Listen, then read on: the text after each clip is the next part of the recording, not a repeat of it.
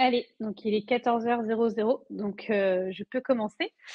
Donc moi, c'est Justine Gonzalez. Je suis, chez, WeBird. On est une, agence stratégie digitale globale. On fait à la fois de, la notoriété, de l'acquisition, SEO, SIA. On va faire aussi, de la data et enfin Data, on va dire plus data, on va dire, analytics et c'est pour ça, en fait, que, on a mis en place Matomo, nous, pour de l'analyse de perf. Je reviendrai dessus et par rapport à ça, en fait, pour la petite histoire, nous, l'agence a été créée en février 2022, un peu pile au moment où il y a eu tout le bouleversement, on va dire avec, Google Analytics UA, changement vers, Google Analytics 4 et en fait, on directement, la problématique qu'on a eue, c'est, que nous, ça nous semble, on va dire, impensable de pas pouvoir, avoir la vue sur, au moins notre volume de visites global.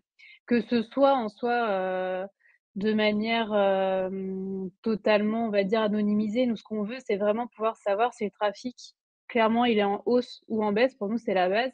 Surtout quand on fait des campagnes, de notoriété, comme de la programmatique, du replay. Clairement, c'est pouvoir avoir la vue sur le trafic que ça génère, ça nous semble, assez essentiel.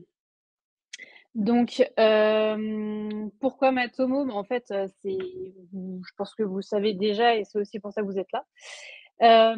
Matomo, en fait, ça permet clairement d'anonymiser, les IP et donc de manière correctement paramétrée. Je le dis, c'est pas parce qu'on a forcément Matomo qu'on est exempté de consentement, pas du tout, faut le paramétrer en conséquence.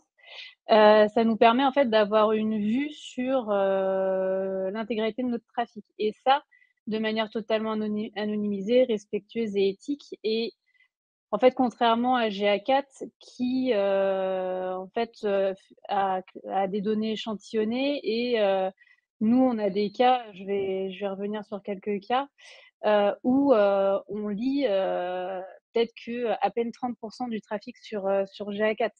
Donc en fait, quand on a des stratégies d'acquisition multilevier, ça nous semble, clairement très compliqué d'analyser des perfs en voyant, à peine 35 de du trafic.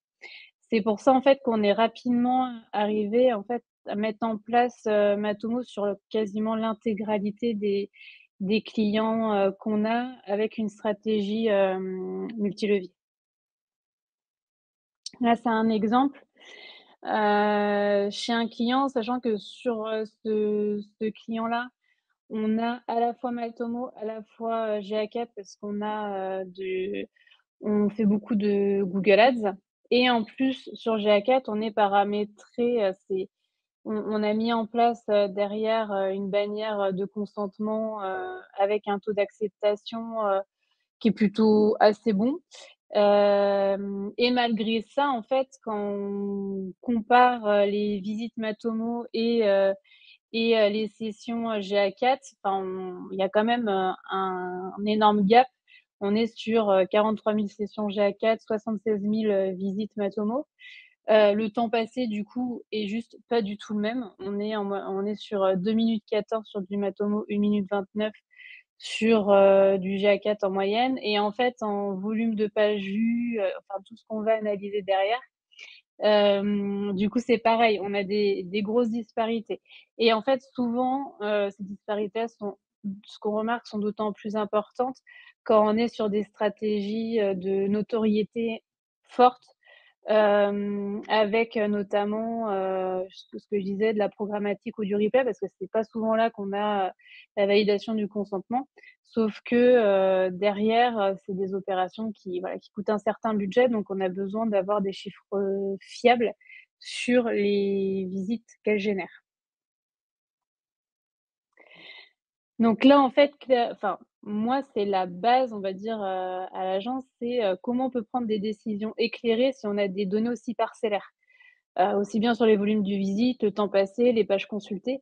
Clairement,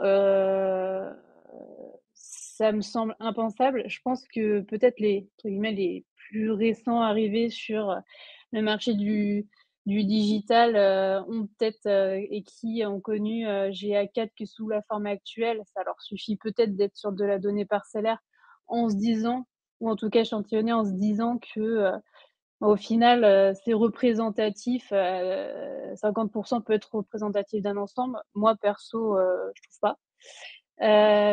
Tout simplement parce que, j'ai connu aussi, l'ère, où, on avait tout et quand on arrive à là, des données aussi, aussi, parcellaires, ça me semble vraiment, inconcevable. Donc en fait, Matomo, nous, on l'utilise vraiment, paramétré en mode exempté de consentement. C'est-à-dire que, par exemple, sur la partie e-commerce, je remonte pas de CA. On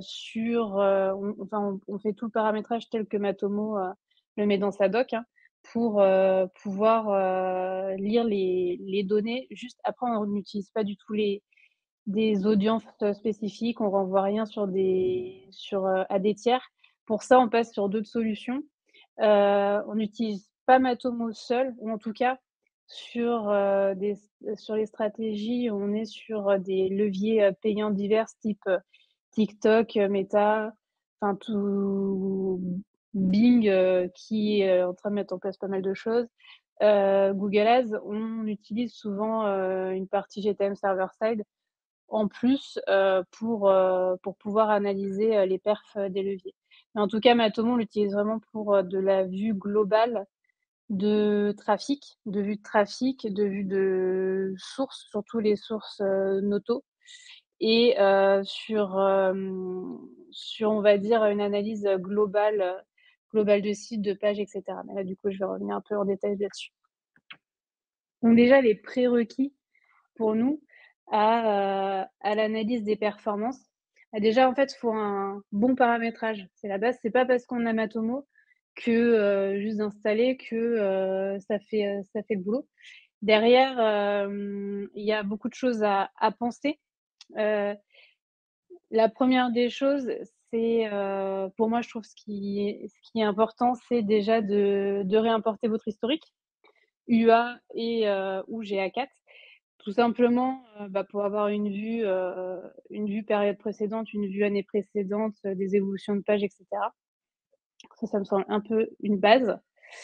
Ensuite, et là, c'est on va le détailler, mais ce qui est essentiel, c'est aussi d'avoir, des objectifs et des événements, savoir ce que vous suivez et vraiment avoir un plan de marquage bien clair sur ce qui est important, ou pas de suivre, sachant qu'on faut suivre clairement ce qui est essentiel. L'intérêt, c'est pas de tout suivre, c'est de suivre des indicateurs, qui sont essentiels, par exemple sur des objectifs, commerciaux, bien précis ou aussi, pouvoir bien segmenter vos audiences.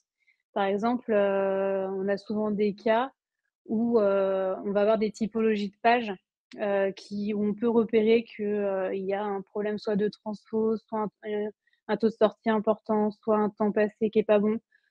Soit ça peut aussi être des pages en termes de SEO qui pénalisent plus que d'autres. On l'a vu notamment, en faisant des audits de log où, on voit que, il y a un temps passé, sur les robots bien trop important sur certaines typologies de pages.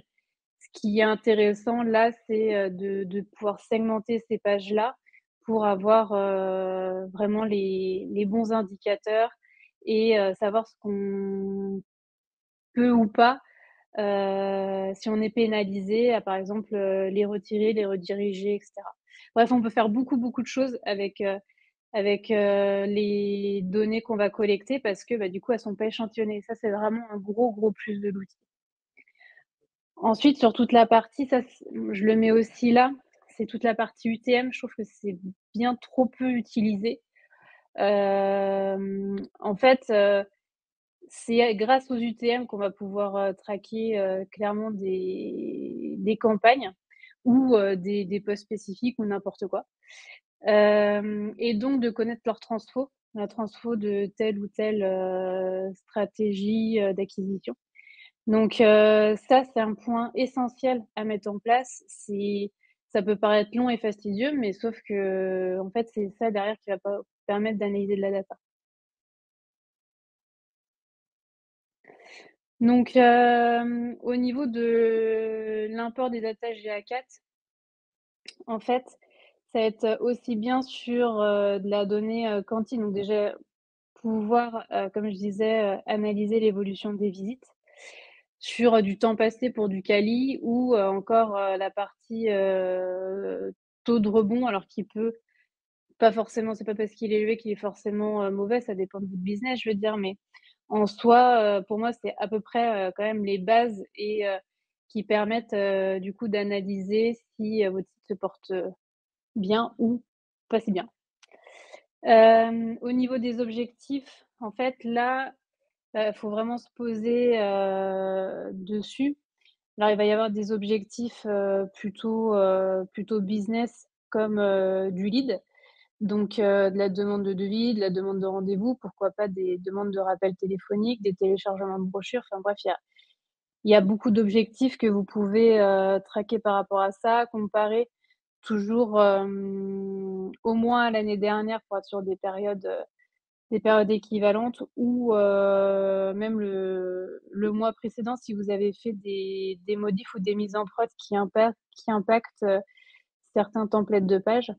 Donc tout ça, ça va vous permettre en fait de bien, voir l'évolution de votre transfo et derrière surtout, bah, de voir, comment ça évolue en termes de, signature derrière. Et en fait, il y a aussi ça où, il y a la partie Matomo, ça va vous permettre d'analyser ce qui se passe sur votre site. Après, nous, on cumule ça aussi avec d'autres outils qui permettent, souvent de matcher avec l'ERP pour, avoir aussi des informations sur la source des leads et le CA généré. Parce qu'en fait, là-dessus, ben, au final, ce qui va être intéressant, c'est de pouvoir on peut plus, on va dire, utiliser un seul outil. Ce qu'il faut, c'est être un peu malin et par rapport à ce dont vous avez besoin de sortir comme data, bah, pouvoir avoir les bons outils au bon moment qui permettent de répondre, en fait, à votre besoin et pour moi, Matomo, c'est vraiment sur la partie, du site, sur l'évolution du trafic, les leads et la transfo. Après sur la partie, autre comme des évolutions dites du CA quand vous êtes sur des ventes longues, bah, ça va peut-être être plutôt d'autres outils. Ça suffit pas forcément en lui-même, mais c'est déjà pour moi le socle dur, on va dire, de l'analyse de data. Au niveau des objectifs, pour connaître, les sources, de traf, et les objectifs, mais en fait, on peut aller quand même on peut aller, assez loin au niveau, bah, de connaître, les sources, référencement naturel, les différentes campagnes, directs, réseaux sociaux, sites web. En fait, Matomo, c'est quand même une base, d'analyse de data qui est très profonde. Souvent, on en fait référence un petit peu, avant en termes de ergo à UA, mais en fait, c'est de Google Analytics UA, mais au final, c'est un peu ça, c'est-à-dire qu'on peut vraiment avoir beaucoup, beaucoup de données et qui sont anonymisées et exemptées de consentement et en fait, là, on a quand même une vue assez claire sur ce qui se passe, sur le site et moi, utilisant, les 2 entre, Matomo et GA4, clairement, en fait, moi, mes sorties de stats, même en ayant les 2, c'est Matomo. En fait, quand je passe, à Google Analytics 4, plus pour la partie, on va dire, e-commerce, produits achetés et cetera, bah, en fait, je trouve qu'on a tellement une vue parcellaire que je vois des fois pas trop l'intérêt, en fait. Pour moi, c'est vraiment la boussole, c'est vraiment Matomo. Après au niveau des UTM, là, on peut aller, assez loin. On on a la partie, Google, Bing, Facebook, enfin bref, tout ce que vous allez pouvoir, analyser ou que vous aurez besoin d'analyser en termes de campagne et selon ce que vous faites, ça va être vraiment propre à, votre stratégie. Mais ce qui est intéressant, enfin moi, je sais que je mets tout le temps à disposition de mes clients un fichier un peu UTM que j'ai créé et où, j'ai fait la nomenclature des UTM pour qu'ils aient un peu tout le temps la même chose.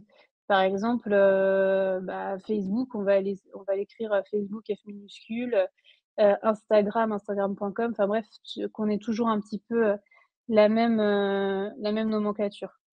Donc là, du coup, j'ai mis un exemple. On peut utiliser l'outil, interne de Matomo qui permet de générer, les UTM et sinon j'utilise aussi, un autre outil là, UTM Builder, mais on peut utiliser les 2. Selon, le type de campagne, donc il y a la campagne source, donc toujours le levier utilisé, que ce soit du je sais pas, du SMS, du display, du Leboncoin, du Facebook. Enfin, il y en a, une multitude. Après campagne médium, généralement, c'est là où je mets si c'est du SMS ou du CPC ou du CPM. Par exemple, si, à ce niveau-là, ça permet déjà de voir en termes de «facturation» entre guillemets de la perf, ce qui peut performer le plus en termes de trafic.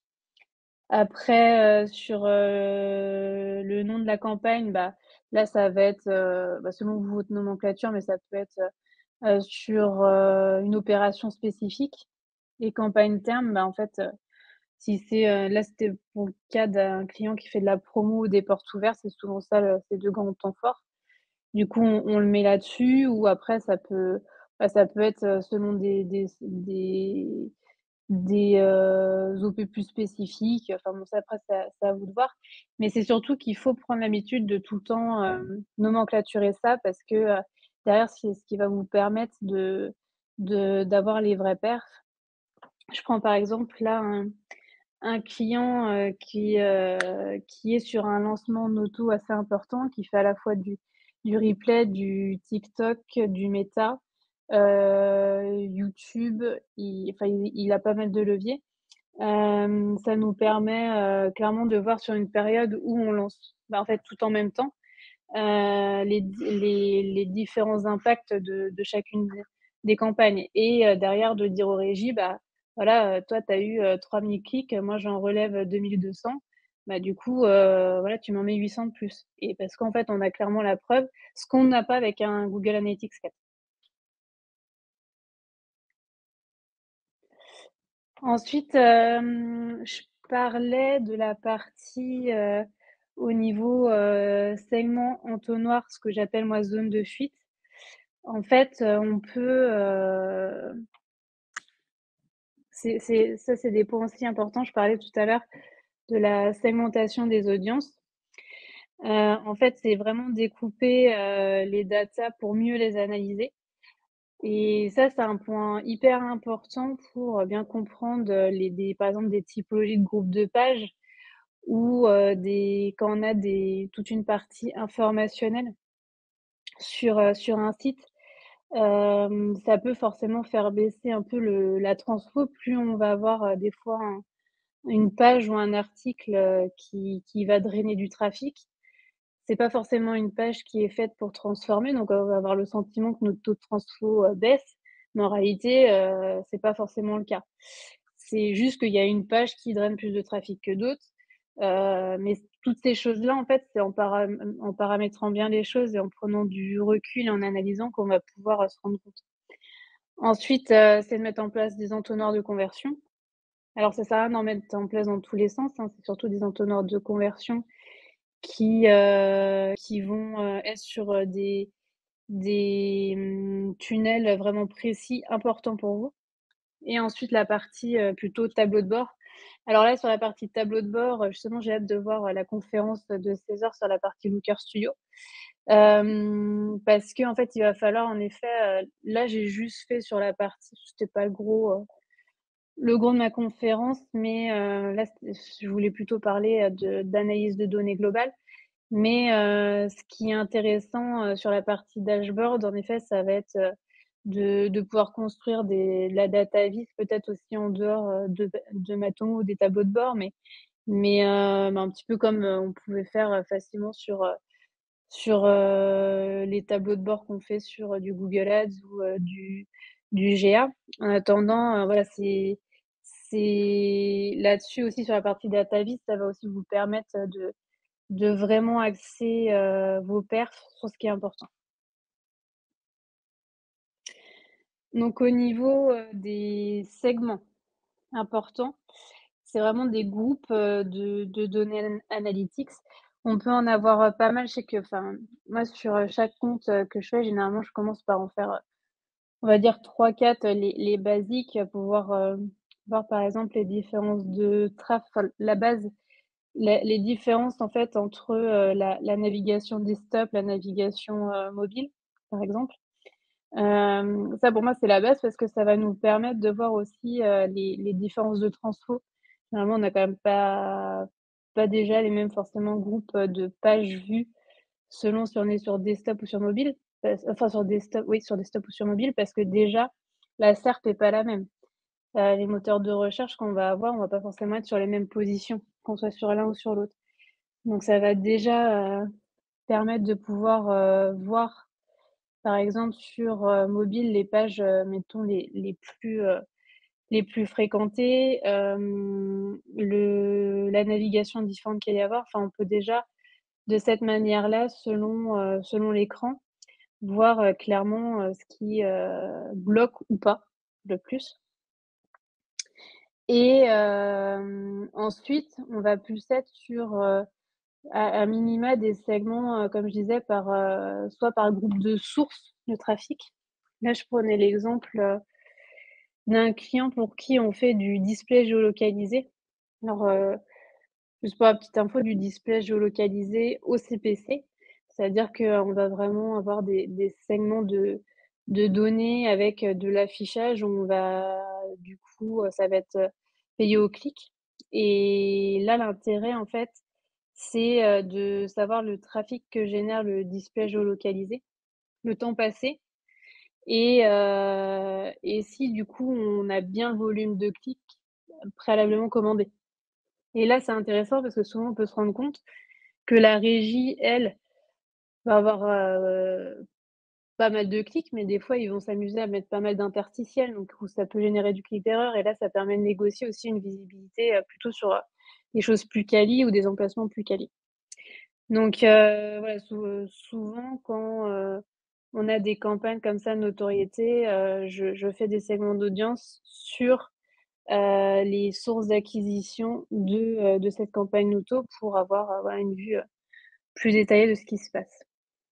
En, ensuite, ce qui peut être, enfin ce que je vois souvent chez mes clients, c'est, de réussir en fait à diviser, enfin à segmenter son analyse d'audience selon, des typologies de pages différentes. Par exemple, quand on va pouvoir avoir des pages d'entrée, sur des sources, pro, donc un trafic par exemple sur des professionnels, qui peuvent, une partie pro, une partie par exemple B2C. Ou encore, comme je disais, une partie blog informationnelle parce qu'en fait, on va pas du tout avoir les mêmes comportements, les mêmes taux de transfo et le même, volume, de leads derrière. Donc et des fois même, des tunnels différents. Donc ça va permettre de segmenter tout ça.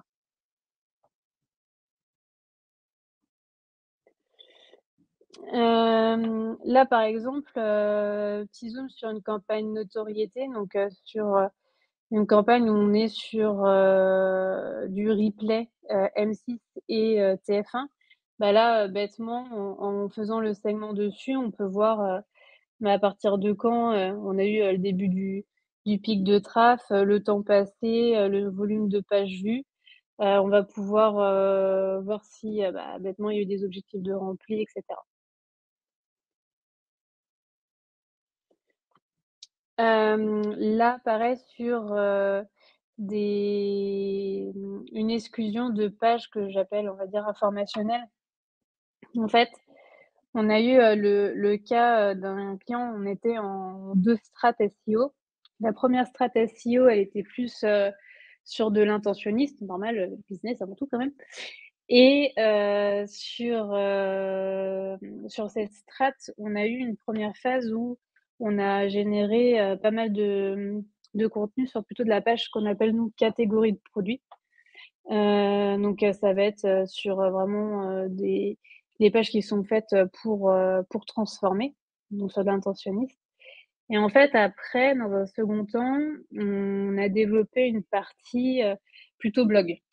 Donc et en fait, il s'est avéré que la partie blog, elle a drainé beaucoup, beaucoup de trafic très vite, sur, et notamment lié avec, des tutos très techniques et tout qui étaient pas mal recherchés. Et en fait, on a même des pages de blog qui très rapidement ont généré plus de trafic que la home page du site. Donc là, pour le coup, si on regarde comme ça que les stats, on se dit, le taux de transfo a quand même baissé et cetera et en réalité, si on l'exclut, ben, on voit, que, non, pas tant que ça. Donc c'est important aussi d'avoir cette vue-là en se disant, bah, en fait, il faut exclure peut-être des typologies, de pages ou de comportements qui peuvent en comme ça avoir le sentiment qu'on fausse les données. Mais en réalité non. Donc du coup, voilà, c'est juste que c'est important de prendre ce recul-là pour bien comprendre ce qui se passe sur votre site. Ensuite, sur, la partie, on va dire, plutôt paramétrage d'entonnoir de conversion. En fait, là, l'objectif, ça va être plutôt de, connaître des points de décrochage.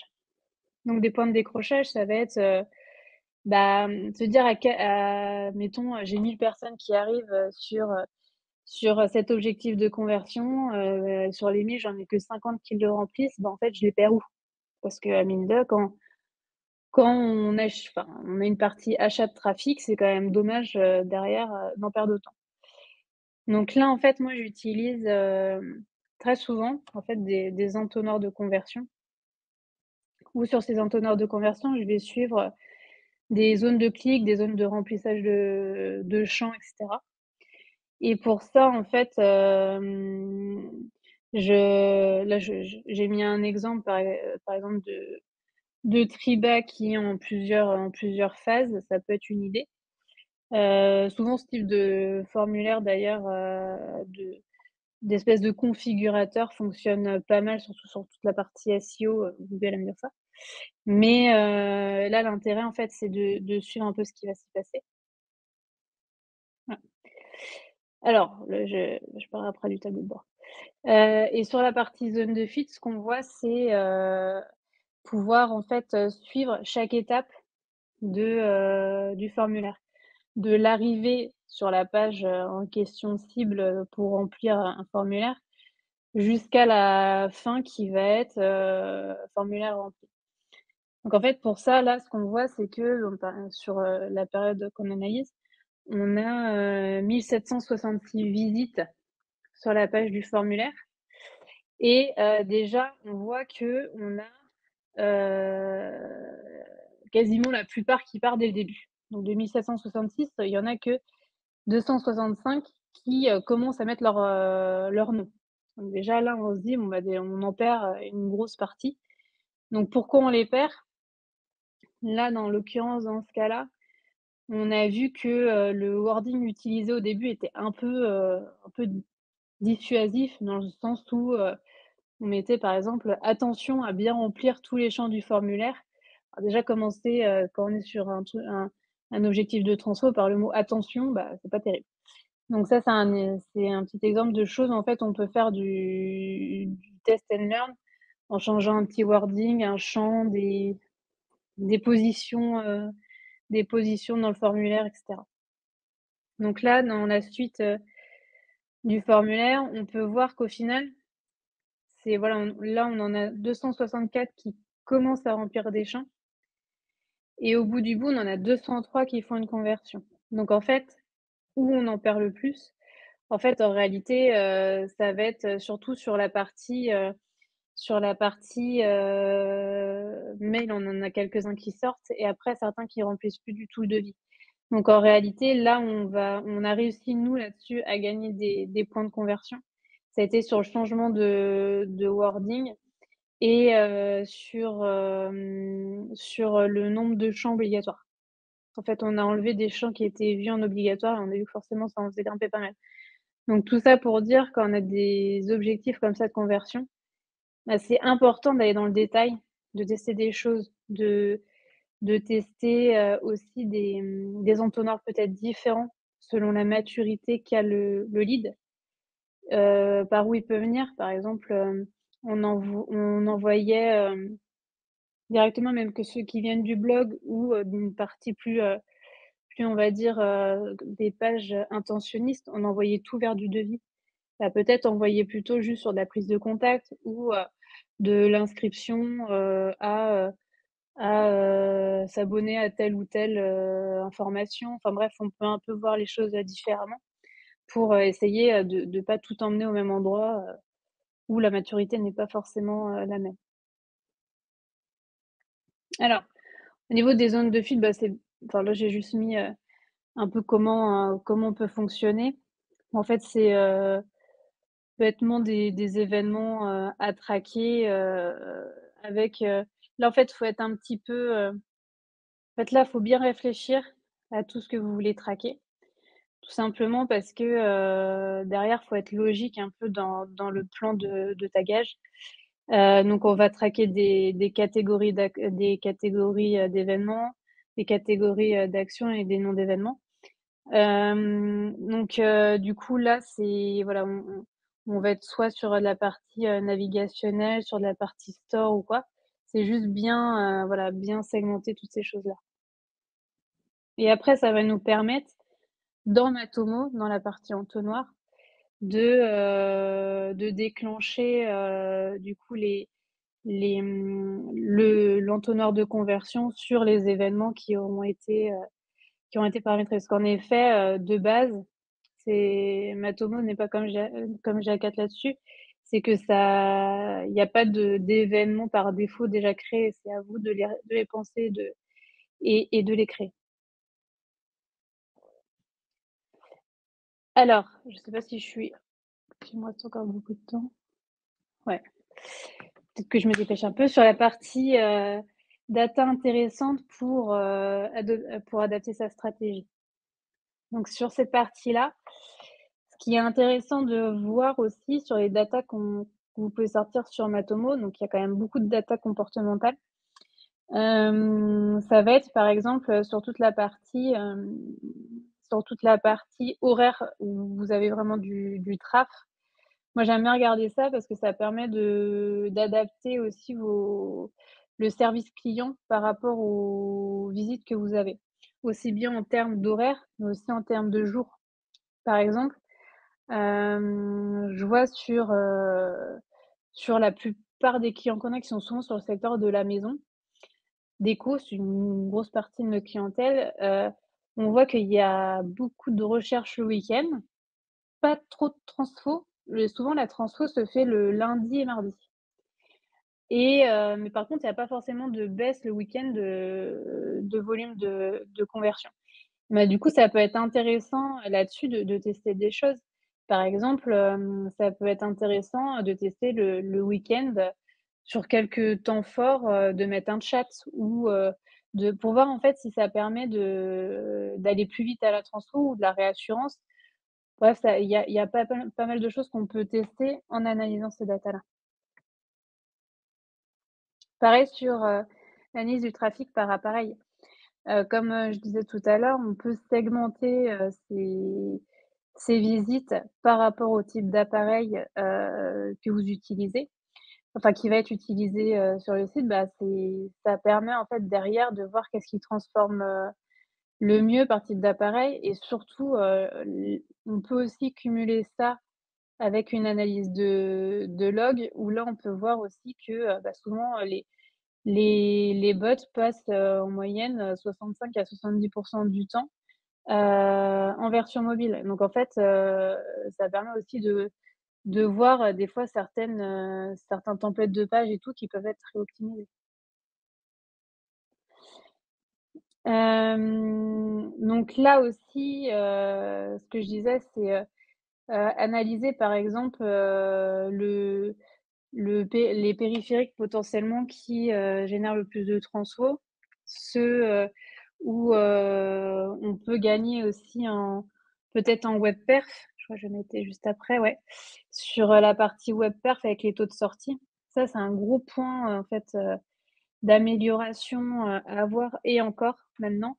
En fait, je remarque que j'ai quand même peu de clients qui arrivent souvent avec un site qui est propre niveau web perf. Souvent, c'est des sites qui sont quand même extrêmement lourds, trop lourds et en plus en version mobile, c'est voilà, je j'ai encore un peu de mal à comprendre, les agences qui sortent des sites, trop lourds, mais bref. Et en fait, on voit souvent une corrélation quand même entre, le temps de chargement et là-dessus quand même Matomo donne pas mal de détails et c'est cool. Sur le temps de chargement du site et les pages et le taux de sortie important de certaines pages ou le taux de rebond. Donc du coup, c'est, des datas ça où moi je suis un peu à la trace, où, généralement dès qu'il y a une nouvelle, mise en prod, je me je me mets un indicateur, pour, regarder l'évolution, des perfs en temps de chargement.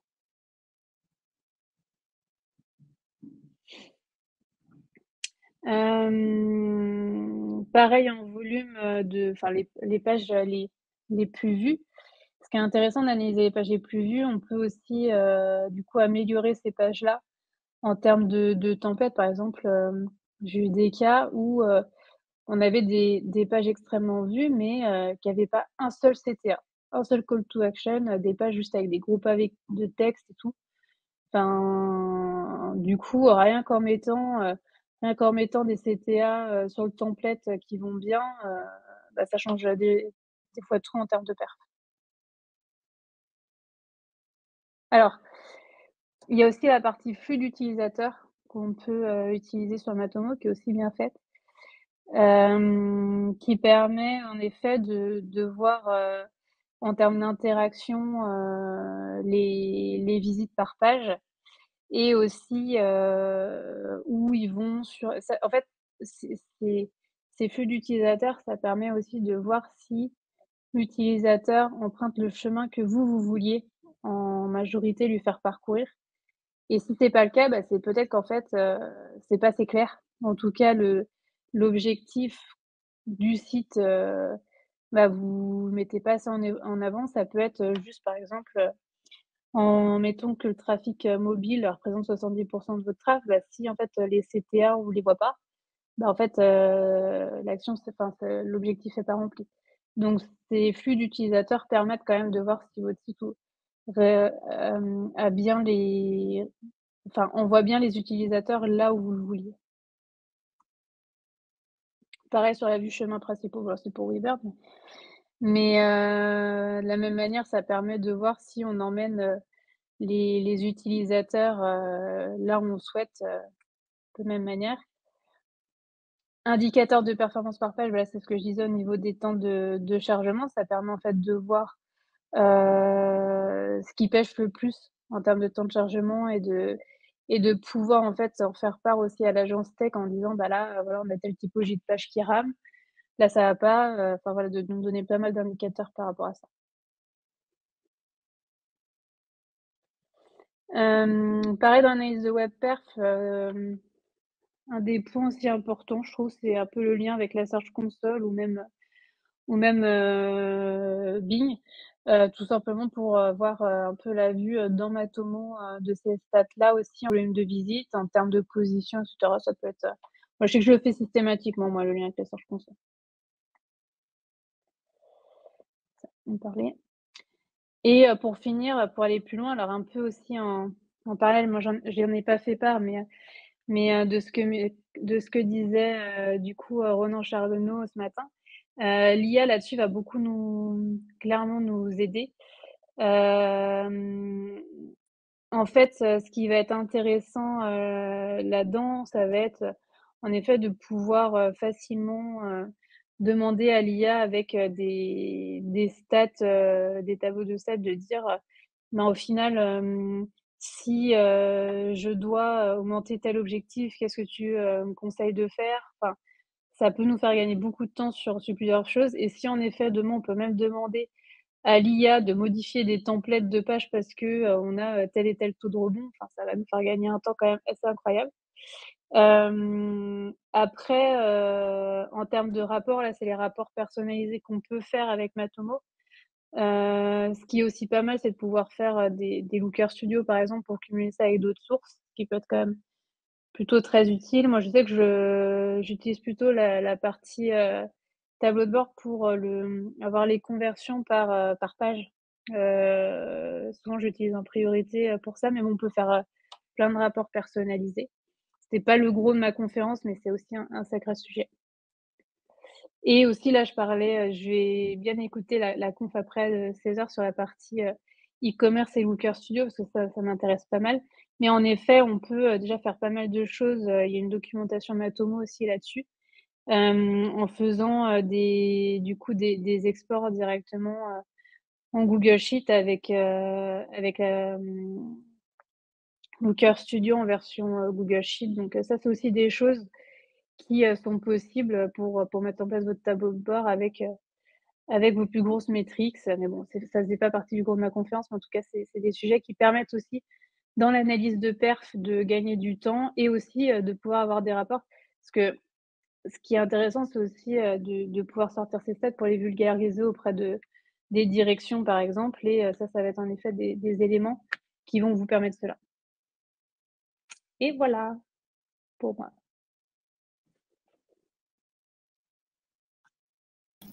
Merci beaucoup, Justine. Alors, on va voir. Il y a pas mal de questions qui ont été mises dans le chat. Alors, je fais un peu la même question à chaque fois. Est-ce que tu aurais une question à t'auto-poser, Justine? Une question que tu aurais aimé que tu aimerais que l'audience te pose et que tu aimerais tout simplement répondre. Alors moi, il y a 2 trucs sur lesquels j'ai besoin de travailler et de passer un peu plus de temps sur Matomo. Il y a 2 points. Alors ça va être sur la partie data vise où faut vraiment que je me pose pour pouvoir faire des tableaux de bord sur des grosses métriques qui soient exploitables par mes clients. En fait, aujourd'hui, je leur prémâche surtout le boulot et je fais l'analyse. Et en fait, je me rends compte que du coup, ils mettent plus le nez dedans ou plus assez. Et en fait, à chaque fois qu'ils veulent sortir un truc, ils sont complètement paumés.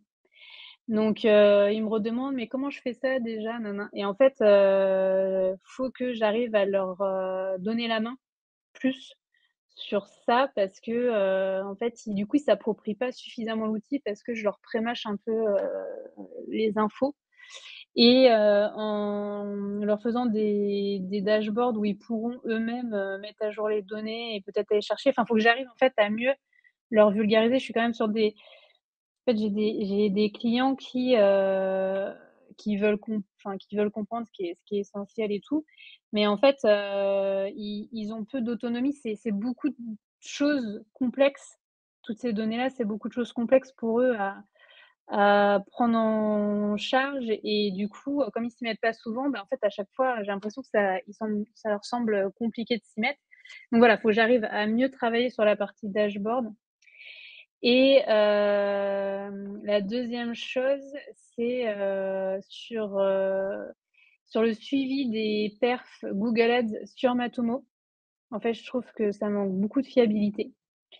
Notamment là, sur tout ce qui est campagne PMax où en fait, pour sortir les datas, moi j'ai eu des URL pétées, des renvois d'URL, en fait, quand on fait les paramétrages sur Google Ads avec des UTM, mais en fait, ça marche une fois sur deux. Enfin bref, parce qu'en fait, entre YouTube, Discover, et cetera, c'est pas la même manière de traquer et ça, là-dessus, je trouve que ça manque de fiabilité. Ouais, moi, c'est les 2 points où, là, faut que je travaille là-dessus.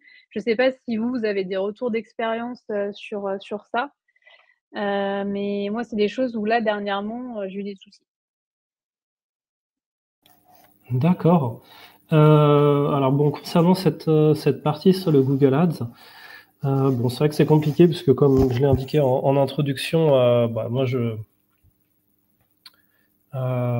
j'agis aujourd'hui en mon nom personnel et pas au nom de l'équipe de Matomo, mais plus de façon générale, ce que je sais, c'est qu'il y a assez peu de feedback au final qui sont envoyés. Et ça, c'est vraiment le truc qui est important à savoir, c'est que le Matomo qu'on a en tant qu'utilisateur du cloud ou de Matomo, Même si c'est une solution de tracking, il n'y a pas de tracking embarqué. C'est-à-dire que tu n'as pas un système qui permet de savoir en gros que tu es déçu ou que tu rencontres une mauvaise expérience, etc. En fait, cette mauvaise expérience, on attend qu'elle soit envoyée par l'utilisateur. Et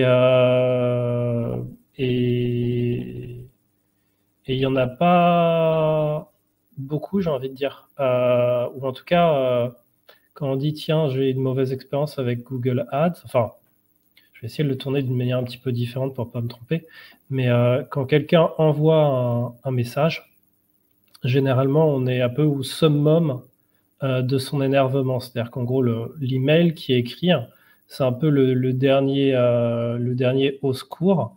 Et en gros, le problème qui est mentionné à l'intérieur, c'est ce qui représente peut-être 90%, 80% de leur problème. Et en fait, toutes les couches qui sont en dessous, bah, on va même pas se dire, tiens, bah, il faudrait que je les envoie parce qu'en fait, on se dit de toute façon, le problème principal, il est tellement gros que les autres, ça nécessite même pas qu'ils soient mentionnés. Et en fait, je pense que c'est surtout ça le gros problème. Donc aujourd'hui, je pense que ce qui pourrait beaucoup aider, tu as vu comment j'articule mon langage pour qu'il soit pas trop. C'est exactement ce que tu viens de faire en fait, c'est de lever la main et de dire, eh, mais nous, on est une agence. Nous, on est une agence, donc on fait des trucs sérieux. Donc en fait, Justine, elle vaut pas une personne. Justine, elle vaut 20, 50 personnes parce qu'en fait, elle représente la voix de tout un paquet d'utilisateurs qui sont derrière elle.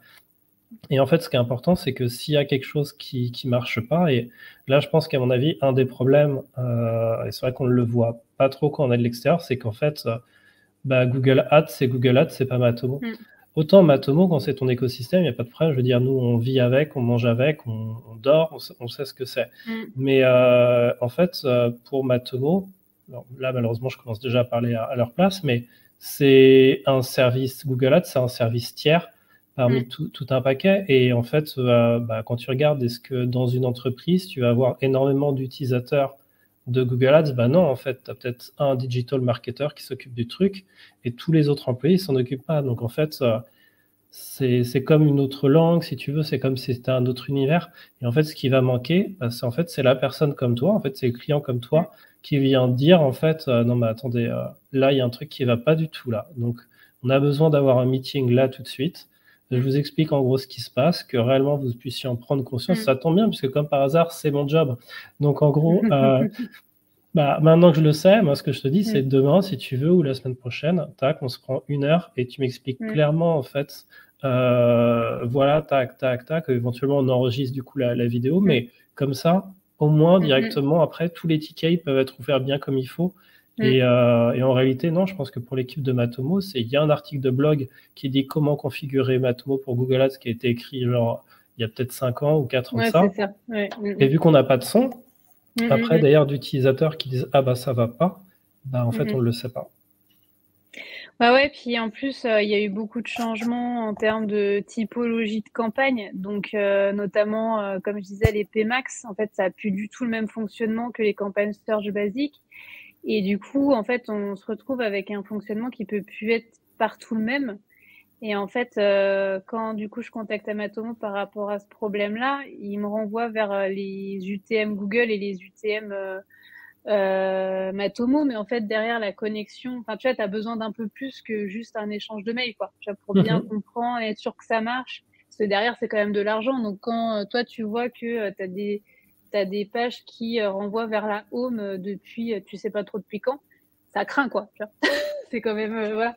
Donc du coup, faut vraiment être sûr que ce soit bon, et pour ça faire du test and learn. Et là-dessus, ouais, carrément, moi je suis pour vous montrer par rapport à des cas concrets avec plaisir, quoi. Mais faut passer le temps dessus, quoi.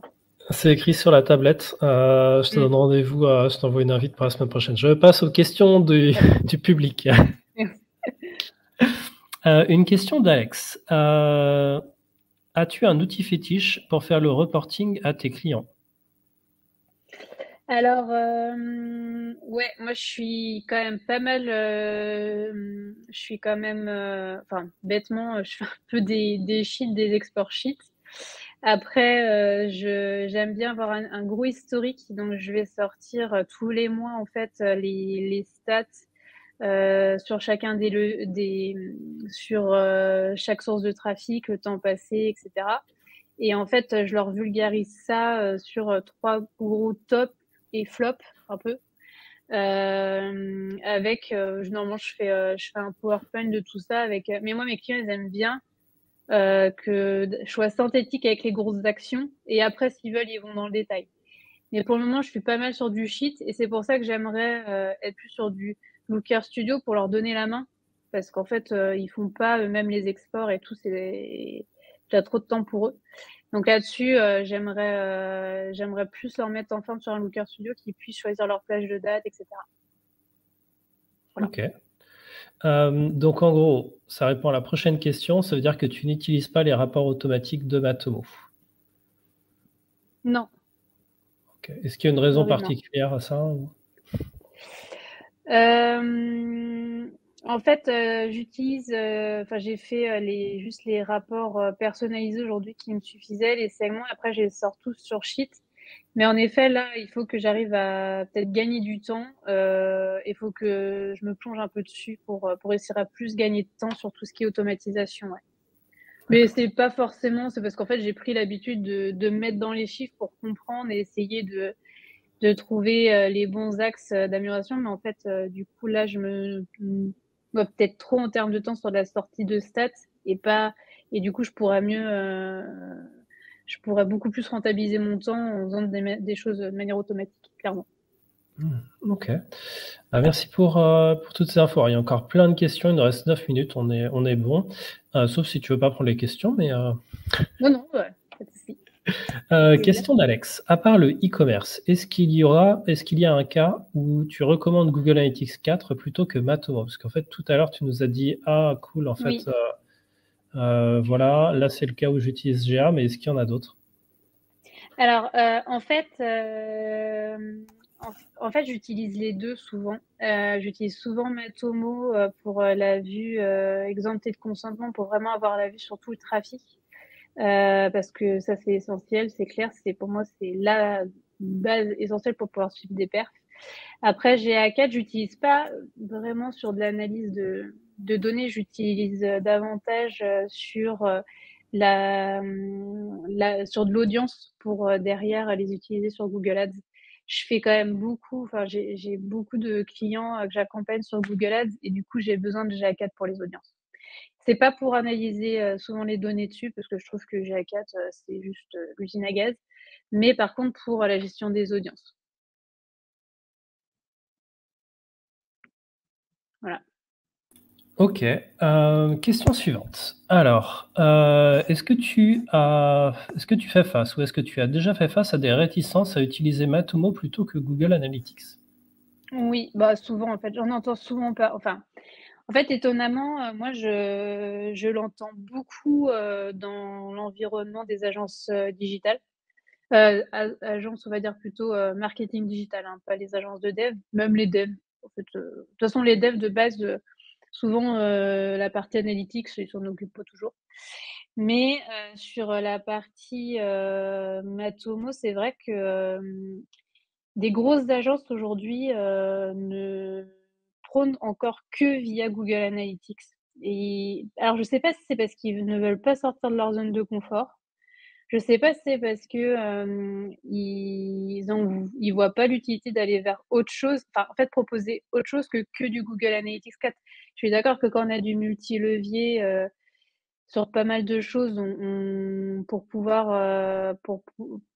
est obligé quand même de mettre en place un Google Analytics 4 si on est sur des leviers d'acquisition payants, c'est notamment pour les audiences parce que en fait, c'est Google Ads derrière qui draine le plus de trafic et Google Ads, en fait, il dit si t'as pas Google Analytics 4, limite t'es mort. Alors tu peux le faire aussi d'autres manières hein, avec le tag Google Ads, mais parce que en fait ils sont sur cette culture de l'imposer aussi.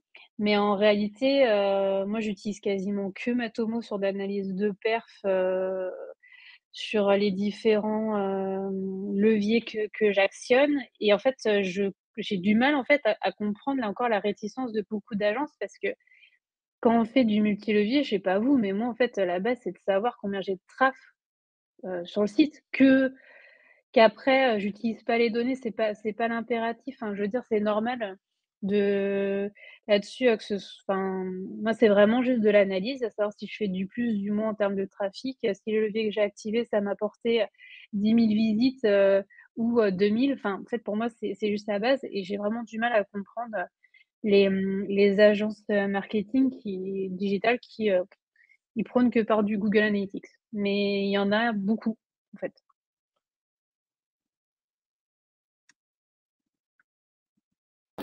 Ok. Alors, question suivante. Donc, merci Justine. Il nous reste 5 minutes, donc je vais essayer de... alors déjà, je tiens à te dire merci, puisque dans ta présentation, ça m'a donné envie d'écrire d'ailleurs un ticket sur GitHub pour ajouter une fonctionnalité pour Oui. normaliser la donnée, donc c'est chouette. Je vais peut-être plus poser une question qui va être d'ordre... bon, tant pis, peut-être plus d'ordre commercial. Qu'est-ce qu'en tant qu'agence, parce que c'est l'agence WeBird, hein, qu'est-ce qu'en tant qu'agence vous attendriez en fait d'un programme partenaire développé par l'équipe de Matomo en fait? Quelles seraient vos attentes de ça? Qu'est-ce que souhaite une agence vis-à-vis d'un éditeur de logiciels tel que Matomo? Alors, en fait, là-dessus, je pense que, ce que j'ai vu, Ronan, que tu avais communiqué là-dessus, sur le fait que vous réfléchissiez à un programme partenaire. Donc c'est bien parce que je pense qu'en fait, c'est un peu, ça permet en fait aux agences, nous, on a une bonne, je pense, plus de 20 comptes qui tournent aujourd'hui de nos clients sur du Matomo. Aujourd'hui, en fait, je suis, moi, en tant qu'agence, je suis juste 20 clients différents. J'ai pas, par exemple, d'interface globale où je peux naviguer sur tous mes comptes clients, tu vois? Aujourd'hui, j'ai 20, accès différents, faut que je me souvienne enfin, faut que j'ai les mots de passe différents sur chaque truc. Faut que enfin, je sais pas, je trouve que c'est 20 fois des trucs différents, c'est un peu, tu pas de centralisation en tant qu'agence pour simplifier un peu ta gestion multi-compte quelque part. On a je trouve qu'on n'est pas, on est un peu, lâchés comme ça parce qu'en fait justement on n'a pas Matomo, c'est pas que potentiellement on est une agence qui gère beaucoup de comptes et je vois en fait, nous on travaille aussi avec Addingwell qui commence quand même à être très connu et ils ont un programme partenaire eux depuis le début et pour le coup, ils te prennent vraiment par la main je trouve. Aussi bien, ton premier rendez-vous avec eux pour expliquer la solution et tout, ils te mettent en place, enfin ils te donnent accès à plein de supports pour expliquer le service, le logiciel, à quoi ça t'apporte et cetera. Ils te donnent accès à beaucoup de ressources en fait. Et je pense que c'est ça aussi un programme, partenaire, c'est de nous donner en fait accès à des ressources et je sais pas, par exemple, je parlais moi de la partie, data viz et cetera, bah, en fait, c'est tout bête, mais d'avoir, des dashboards, un peu tout faits où tu connectes juste ton instance, tu vois? Tu gagnerais vachement de temps.